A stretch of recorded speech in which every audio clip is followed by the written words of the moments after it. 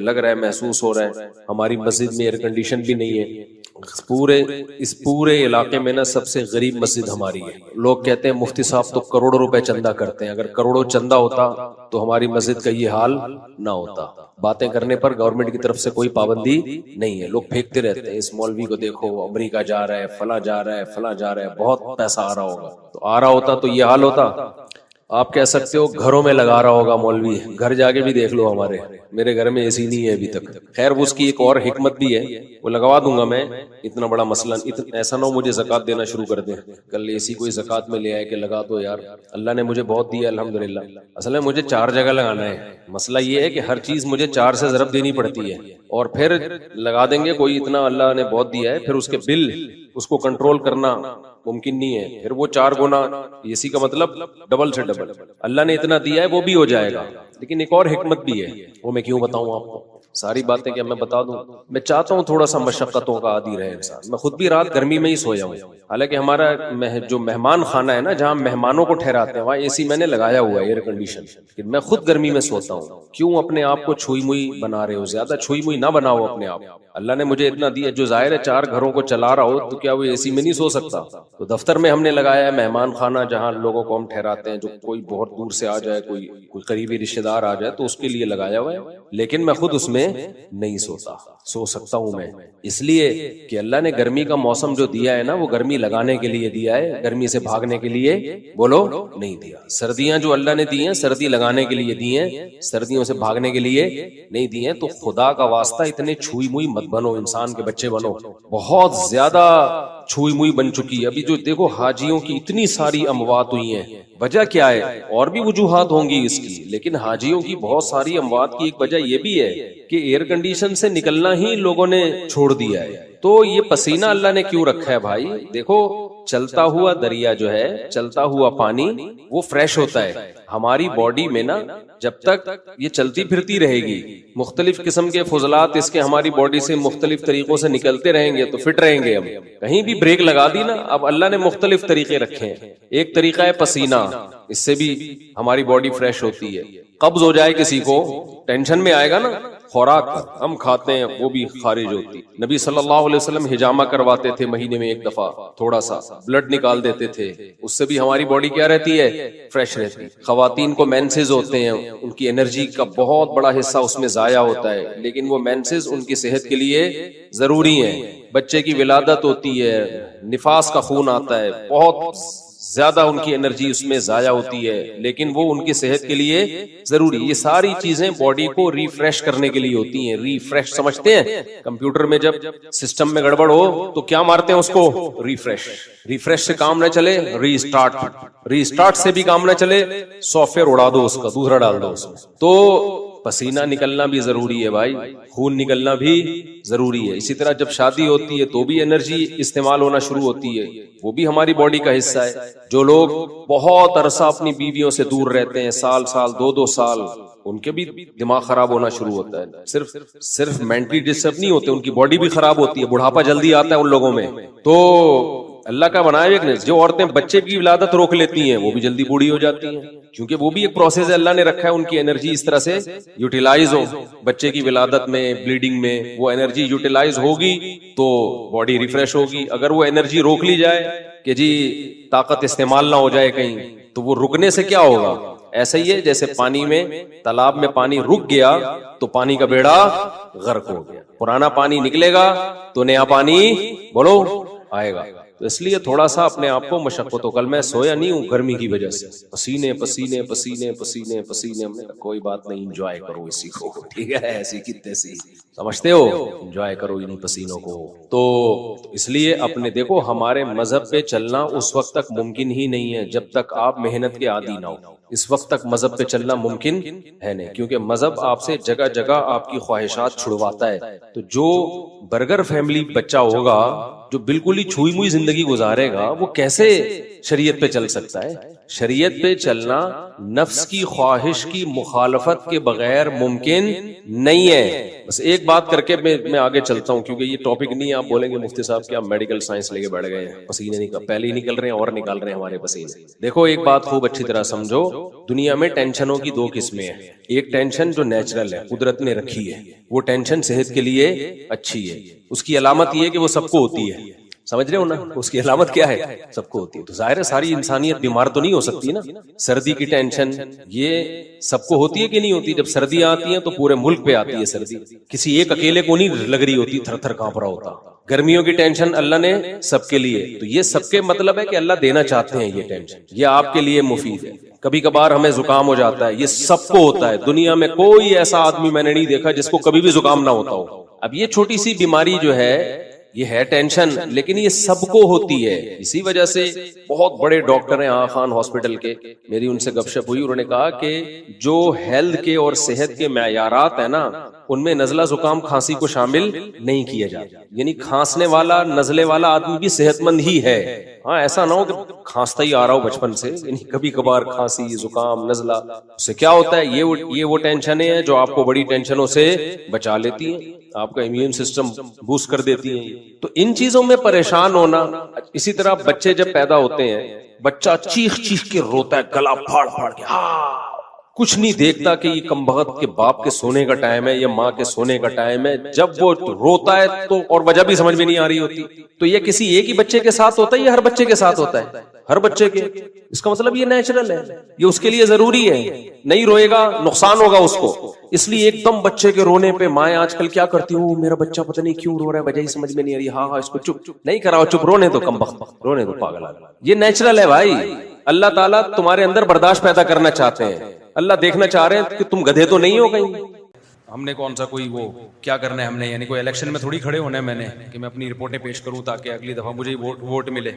मकसद ये बताना होता है कि ये अपनी तरफ से चीजें लोगों ने बना ली हैं, इनका दीन से कोई ताल्लुक नहीं है। अच्छा, एक अहम बात ये भी है, लोग समझते हैं कि जो बदसूरत है वो नेक नहीं होगा। ये भी एक कॉन्सेप्ट है लोगों के जहन में। अब एक आदमी का बेचारे का रंग भी काला है, उसके चिकन पॉक्स के निशानात पड़े हुए हैं, धब्बे पड़े हुए हैं, लोग कहते हैं मनुष्य शक्ल का है, इसके तो काले करतूत इसके चेहरे से नजर आ रहे हैं। तो भैया आपको क्या पता इसके चेहरे से बीमारी है कोई उसको, या उसको कोई मसला है उसके साथ, उसकी वजह से उसके चेहरे की रौनक खत्म हो गई? इसमें कौन सी ऐसी बात है?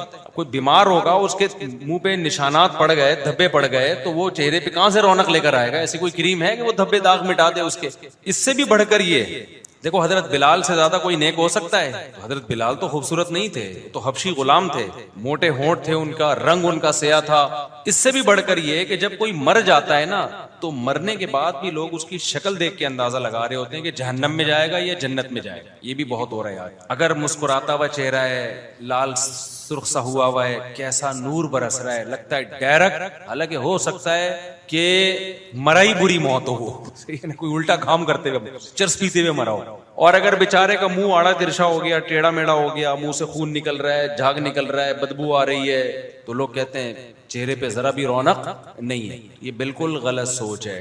बाज़ दफा ये होता है कि आपको हार्ट अटैक हुआ है, आपका जिगर फट गया है, तो मुंह से खून की उल्टी आएंगी, बदबू आएगी। जब उल्टी आएगी तो वो खुशबू लेके थोड़ी आएगी। वो ये सारी चीजें नेचुरल है भाई। नेक लोगों का जिगर भी फट सकता है, हार्ट अटैक हो सकता है, ब्रेन हेमरेज होगा तो नाक से क्या आएगा, खून आएगा।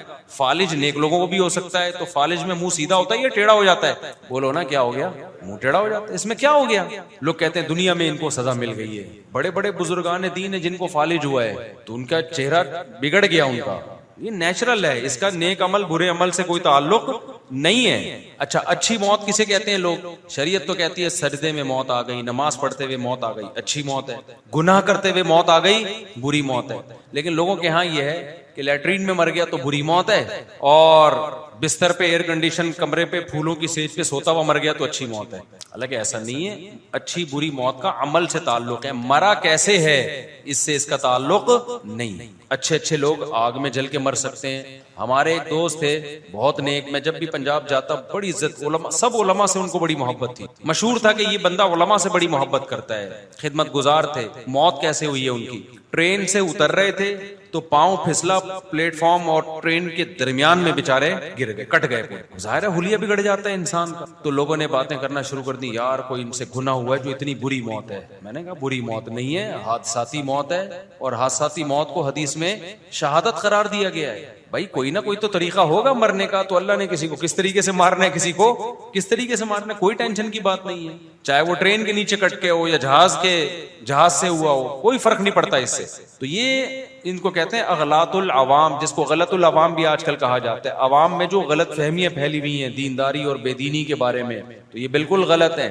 बाज़ दफा नेक आदमी को मौत के वक्त तकलीफ बहुत ज्यादा होती है, बुरे को मौत के वक्त बाज़ दफा तकलीफ बिल्कुल भी नहीं होती। जिस्मानी तकलीफ की बात कर रहा हूं। देखो ये जो कुरान मजीद में आता है, वन्नाज़िआति गरक़ा, बुरे आदमी की रूह तकलीफ से निकलती है, नेक आदमी की रूह आसानी से निकलती है, ये कुरान में है।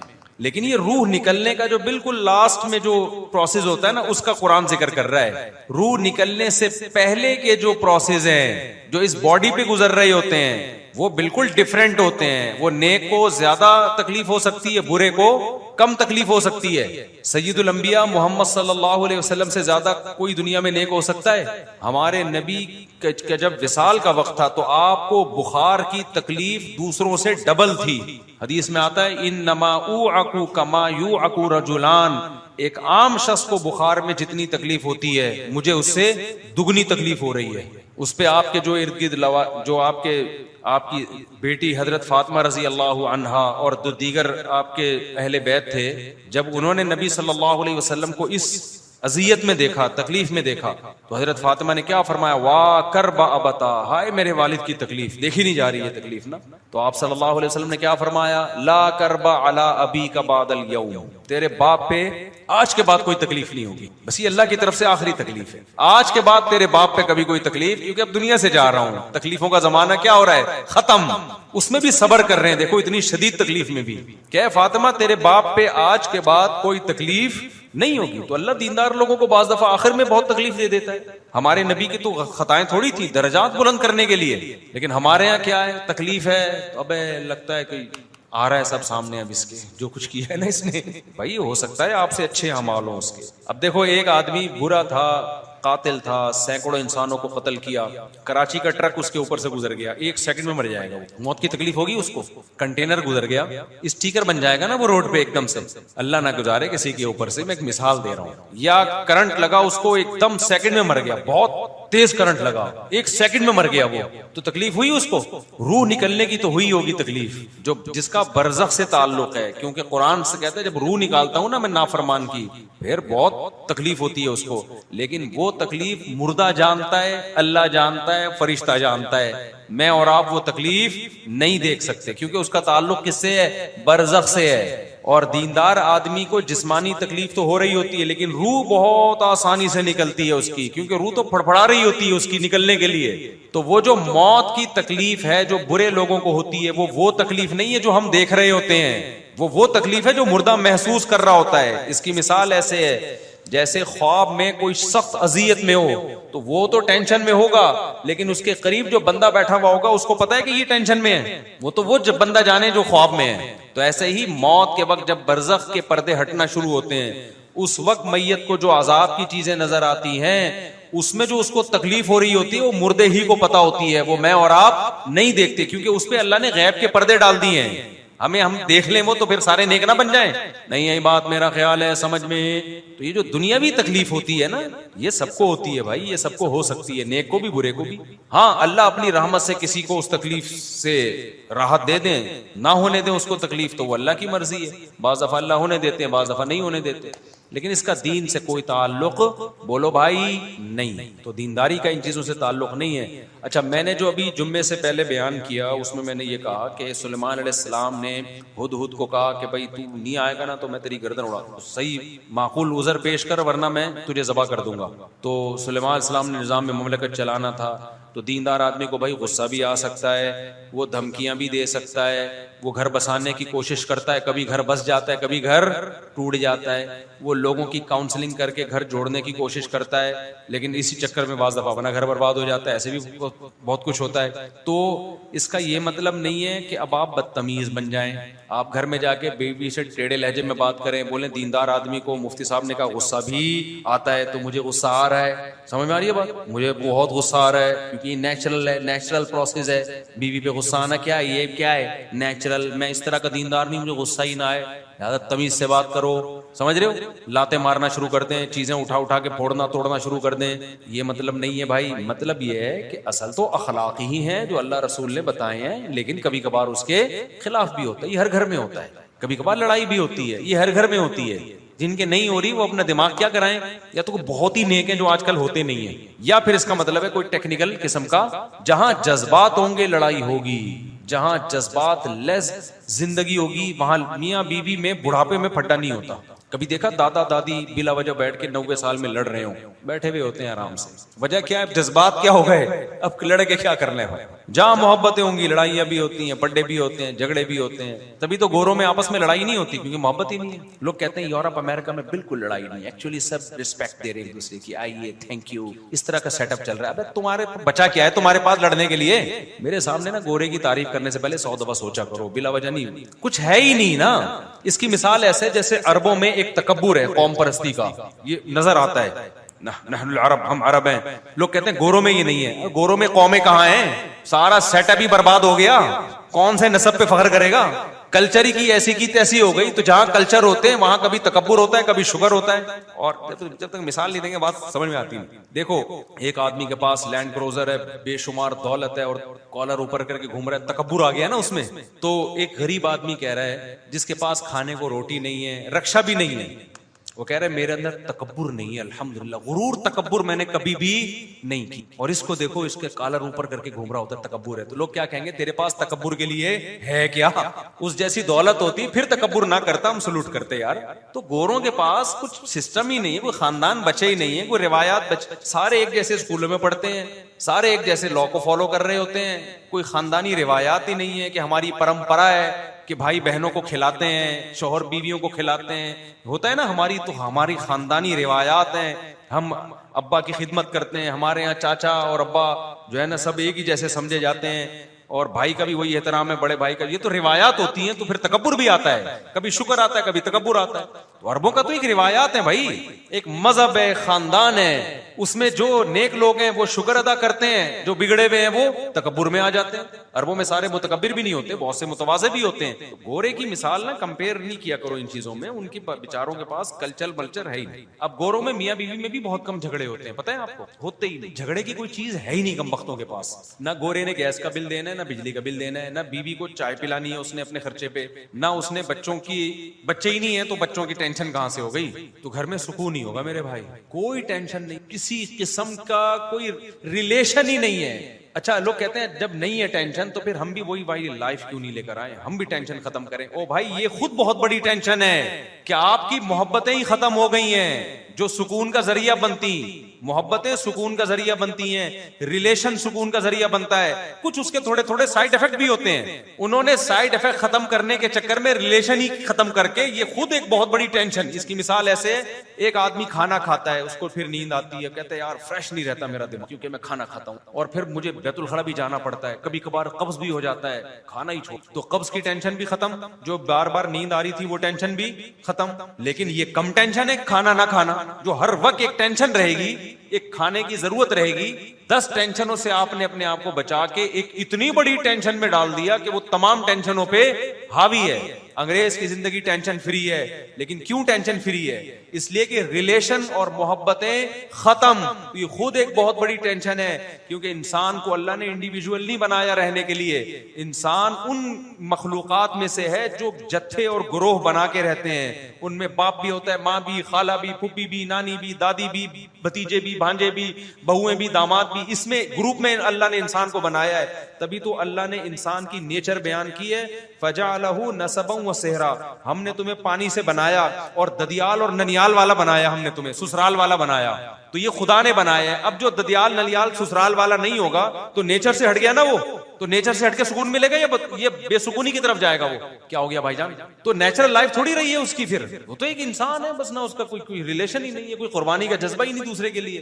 तो अंग्रेज की मियां बीवी से किस बात की लड़ाई हो? हाथ तक होती फिर भी है, कमाल की बात है, लड़ने के लिए कुछ भी नहीं है, फिर किस बात पे लड़? हमारे यहाँ लड़ाई हो तो समझ में आता है, वजह उसकी है कि रिलेशन है, और सिर्फ खाली पीली की आई लव यू नहीं है, बिला वजह का रिलेशन। गोरे भी वैलेंटाइन डे पे अपनी महबूबा को फूल पेश करते हैं। हमारी यहाँ खवातीन को शिकायत होती है, मेरा मियां फूल नहीं पेश कर रहा। भाई उसको अपनी मोहब्बत के सबूत के लिए फूलों की जरूरत, बोलो वो इससे ज्यादा एक वैलिड सबूत पेश कर रहा है, बहुत ही स्ट्रॉन्ग सबूत पेश कर रहा है कि तुम मेरी सच्ची मुच्ची में वाइफ। उसका सबूत ये था, उसने मेहर, उसने घर का इंतजाम किया। गैस बिजली का बिल कौन दे रहा है? तुम्हारा। फिर वो अब्यूजिव लैंग्वेज आ जाएगी, बेगम को कहते तुम्हारा बाप दे रहा है, लेकिन ये बिल्कुल मुनासिब नहीं है, इस स्टाइल में बात कर। बच्चे प्रेगनेंसी के पहले दिन से लेके बच्चे की विलादत और जब तक बड़ा नहीं हो जाता, सारी टेंशन कौन उठा रहा है? बाप उठा रहा है। आखिरी दिन हत्ता के बेटियों की शादी के बाद की टेंशन भी उठा रहा है वो, कि दामाद सही सलूक कर रहा है कि नहीं कर रहा। और क्या सबूत चाहिए भाई? गोरे के पास ये तमाम चीजें नहीं, लिहाजा वो लड़ते नहीं है। वैलेंटाइन डे पे अपनी वाइफ या गर्लफ्रेंड या जो भी, उनको भी बड़े तकल्लुफ आते हैं, तो एक अदद उसने फूल पेश कर दिया, और वो भी पता नहीं उसके खर्चे से ही न लेके, ये भी इतना खर्चा, गोरा आपको इतना बड़ा दिल रहा नहीं है, तो क्या फड्डा कह रही है क्या उसके पास? हमारे नाना से जब कोई पूछता था कि आपके घर में खैरियत है, वो कहते थे खैरियत कम वक्तों के यहाँ होती है, सही है ना, जिनके कोई हो ही नहीं। हमारे तो बहू हैं, दामाद हैं, बेटे हैं, पोते हैं, पोतियां हैं, बेटियां हैं, तो कभी किसी के सर में दर्द है, कभी किसी का मूड ऑफ है, उसको मनाने में लगे हुए हैं, कभी कोई बेरोजगार है, वो सलावातें सुन रहा है, तो आगे से एक दिन उसने भी सुना दी। खैरियत किनके यहाँ होती है मेरे भाई? कम वक्तों के, बदकिस्मतों के यहाँ होती है, जिनके यहाँ हजार हजार गज के बंगले और दीवारें हों। मैं ऐसे मालदारों के घर में बार बार बताता हूँ, जाता हूँ, 1000 गज का बंगला, एक बुड्ढा बुड्ढी बैठे हुए हैं, खैरियत ही खैरियत है, लेकिन उस खैरियत में डिप्रेशन में जा रहे हैं। उस खैरियत में कहां जा रहे हैं? डिप्रेशन। हमारे यहाँ तो सब चीजें चल रही हैं। उस दिन क्या हुआ? अब जाहिर है हमारे घर ज्यादा है तो खैरियत का रेशो भी थोड़ा सा कम होगा हमारे यहाँ। कहीं ना कहीं कुछ ना कुछ ऊंच नीच, हल्की फुल्की झड़पें चलती रहती है, बॉर्डर पे लड़ाइयां हल्की फुल्की ना चलती रहती है हमारे घर में। मोहब्बतें हैं तो झड़पें भी होंगी ना हल्की फुल्की। बच्चे भी हैं, एक बच्चे ने किसी के लगा दिया चंबा, वो बैठा हुआ है, वो आगे से वो लगाएगा, तो फिर अब बड़े मसाइल होते हैं, छोटे मोटे चलते रहते हैं। और ये बहुत अच्छी, ये हम इस पे खुश हैं अल्हम्दुलिल्लाह। हमें वो वाली खैरियत नहीं चाहिए जो गोरा जिस खैरियत का कायल है, वो वाली नहीं चाहिए भाई हमें। तो एक दिन क्या हुआ, वो अभी क्या बताया यार, अपनी घर की बातें अच्छा भी नहीं लगता बताना। मेरा कहीं घर में हल्की फुल्की सी ऊंच नीच हो गई, मुझे मीटर बहुत घूम गया ना उस दिन, गुस्सा मुझे ज्यादा आ गया। मैंने कहा यार अब मैं घर में रहा तो फिर लड़ाई हो जाएगी, तो घर से शॉर्ट हो जाए, बेहतर यही है कहाँ चले जाओ, घर से निकल जाओ। सबसे बेहतर तरीका यही होता है, मियां बीवी में कहीं ऊंच नीच हो जाए तो घर से निकल। मैं घर से निकल गया, कहाँ जाए भाई, दूसरे घर में चला गया। अच्छा, जब गुस्से में आदमी होता है तो उसको छोटी बात बहुत बुरी लगती है। दूसरे घर में कोई छोटी सी बात थी जो ज्यादा बड़ी नहीं थी, लेकिन मेरी मर्जी के खिलाफ थी वो, तो मैं चूंकि गुस्से से आया था तो मुझे वो छोटी बात लगी बुरी, तो मैंने डांट दिया जरा जोर से। हालांकि वो इतनी डांटने की बात नहीं, गुस्सा पहले उधर आया हुआ था, तो मैंने कहा पार्सल करो ना कहीं तो निकालो उसको। अच्छा, मुझे अंदाजा हुआ कि यार ये थोड़ा मैंने क्या कर दिया है, ये इतना बनता नहीं था, लेकिन मैं चूंकि खुद गुस्से में था तो मैंने वो पार्सल कर दिया।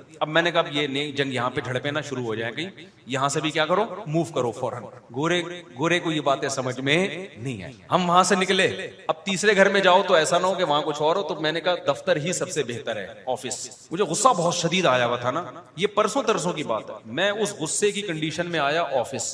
जैसे ही ऑफिस में घुसा हूं, एक साहब बैठे हुए, ये दारुल कुरंगी से 2 उलमा आए हैं आपसे मुलाकात के लिए। अब बेवक्त कोई बंदा आए ना, उससे आदमी को, और मुझे तो बहुत ज्यादा गुस्सा आता है कि मैं रिलैक्स होने के लिए आया हूं और अभी मेरा दिमाग नॉर्मल कंडीशन में नहीं है। अचानक 2 बुजुर्ग शख्सियात मुलाकात के लिए आ जाएं तो आदमी पहले नॉर्मल होता है तो बात करता है ना किसी से। लोग तो वो तो बेचारे मौलाना थे, अब क्या कह सकता हूं मैं, बुजुर्ग नहीं थे, नौजवान मौलाना थे वो। मैंने कहा यार इनको सुनाओ टाइट किस्म की ना, कि भाई आप पहले टाइम ले लेते, आदमी हर वक्त एक जैसी हालत में नहीं होता, बेवक्त आप आके टपक गए। अब मैं जैसे ही अंदर घुसा हूं तो बंदे ने बताया कि ये 2 आए हैं आपसे मुलाकात के लिए। अब मैं फीकी तकल्लुफ वाली मुस्कुराहट, अस्सलाम वालेकुम, आपसे मिलके दिल तो चाह रहा था कि बिल्कुल भी खुशी, क्योंकि मैं तो आया हूं थोड़ा, जितना भी गुस्सा आ रहा हो ना उसूल याद रखो, घर से निकल जाओ, आधा 1 घंटे बाद आदमी नॉर्मल हो जाता है। गुस्से की कंडीशन में वहां रहना बहुत खतरनाक, ये मेरा तजर्बा है। हमारे से ज्यादा किसका तजर्बा होगा? आपका एक का तजर्बा होगा, हमने तो बहुत सारे तजर्बे हमारे पास, होलसेल के हिसाब से तजर्बे हैं। मैं तो तजर्बा सेंटर खोलना चाह रहा हूँ, उसका उसूल ये है कि गुस्से में, क्योंकि आदमी जितना भी नेक हो, हम तो कोई बहुत नेक भी नहीं है, बहुत नेक तो दूर की बात, हम तो कोशिश कर रहे हैं नेक बनने की, तो हम जैसों को तो भाई सीधी सी बात है, आदमी डर जाता है, अपने ऊपर कभी एतमाद नहीं करना चाहिए, गुस्से में कभी सही फैसले होते हैं इंसान से। तो मेरा तो उसूल है, ज्यादा आ रहा है घर से निकलो भाई, जाओ बाहर जाके बैठो, तो रिलैक्स हो जाता है, फिर उसके बाद नॉर्मल कंडीशन में आता है। और ये हर शख्स पर होती है, कोई ऐसा नेक दुनिया में नहीं है कि जी वो गुस्सा ही ना आता हो, बिल्कुल रिलैक्स ही रहता हो, ऐसा कुछ नहीं होता। अगर कोई ऐसा बोल रहा है तो पागल है, वो नेक नहीं है। तो मैंने क्या किया, मैं जब दफ्तर में आया हूं तो दो बैठे हुए, पगड़ी भी बांधी हुई, दाढ़ी भी उनकी, आपसे मुलाकात के सिलसिले में मुझे आया गुस्सा कि यार एक तो बेवक्त आ गए और मैं अभी रिलैक्स, मैं नॉर्मल कंडीशन में हूं, मैं आपके सामने बैठ के कैसे बात कर। मैं बैठ गया क्योंकि मुझे लगा मैं जाऊंगा ये इनकी बेकरामी ना हो जाए। तो मुझे ख्याल हुआ कि यार अगर मैं बैठा रहा तो बेकरामी का ज्यादा उल्टी बात कर दी ना इन्होंने, तो मैं इनको पार्सल कर दूंगा जवाब टिका के। अभी मैं नॉर्मल नहीं हूं। मैंने उनसे कहा मुझे एक बहुत जरूरी काम है, बड़ी मुश्किल से अपने आप पर काबू किया मैंने, बिल्कुल नॉर्मल ताकि उनको पता ना चले। मैंने कहा मुझे एक बहुत जरूरी काम है, आप बैठे, मैं आता हूं। उनको बिठा के, वो जो बेचारे गार्ड है ना हमारे, उनके कमरे में जाके मैं आधा पौने घंटे में, जब मैं रिलैक्स हुआ, अपने आप को जरा मैंने मसरूफ किया दूसरे कामों में, यूट्यूब पे कोई वीडियो देखी, कोई प्रैंक देखा, कोई मजाकिया, आजकल तक चीजें आ रही है मार्केट में, थोड़ा जब मैं रिलैक्स हो गया और मुझे अंदाजा हो गया कि अब वो बिल्कुल आसार खत्म हो गए हैं, फिर मैंने उनको बुलाया, किस सिलसिले में हाजिर हुए। अब आप समझो, ये बड़ा मजेदार वाकया। उनमें से एक मौलवी साहब, नौजवान मौलवी साहब, उन्होंने कहा मैं दूसरी शादी करके फंस गया हूं, इस सिलसिले में हाजिर हूं। मैंने सोचा इसको मैं क्या समझाऊं कि मैं अभी फंसा हुआ, तो अभी तो निकला हूं मैं थोड़ी देर पहले, अभी मैं खुद फंसा हुआ था, यही तो हुआ है मेरे साथ। एक में क्या टेंशन है भाई, ये मसाइल तो दो तीन जब होंगी तो कुछ ना कुछ तो होगा ना, क्या ख्याल है? एक वाले को क्या पता है यार, जब दो तीन चार हो तो कुछ ना कुछ तो भाई। जब शहद के छत्ते में मुंह धो के शहद पियोगे तो मक्खियां क्या करेंगी, काटेंगी। मुझे हंसी आ गई ना उसकी बात पे। मैंने कहा अगर इसको मेरी कंडीशन का पता होता ना कि तू मेरे से इस्लाह लेने के लिए आया है, मैं खुद फंसा हुआ था, कह रहे मैं फंस गया हूं, कह रहे मैंने अभी अभी की है और मैं क्या कर गया हूं, फंस गया हूं। तो और बेवा से की है, उसके बच्चे भी हैं, तो मेरी पहली बीवी ने नाक में दम किया हुआ है और ये हुआ और वो वगैरह वगैरह ना। तो मुझे हंसी आ गई ना उसकी बात पे। मैंने उससे कहा कि यार, यानी उससे कहा नहीं मैंने कहा और डर जाएगा बेचारा। तो दिल में मेरे ये था कि मैं खुद फंसा हुआ था, आधा अभी थोड़ी देर पहले मैं निकला हूं, वरना मैं तो आधे घंटे से तो फंसा हुआ ही था ना मैं। अच्छा, तो कहने लगे मुझे क्या करना चाहिए। मैंने फिर उससे पूछा, अब देखो मैं अगर गुस्से की कंडीशन में उनको मशवरा देना शुरू कर देता तो सही मशवरे नॉर्मल कंडीशन में आ गया। इसलिए मैं कहता हूं जब भी आओ ना, टाइम लेके आओ। हर वक्त हर आदमी इस मूड में नहीं होता कि आप उसके सर पे खड़े हो जाओ। लोग बहुत ज्यादा इसरार कर रहे होते हैं, जा रहा है आदमी थका हुआ है, लोग खड़े हो जाते हैं, नहीं आपसे मिलना है, मैं लांडी से आया हूं, मैं फला जगह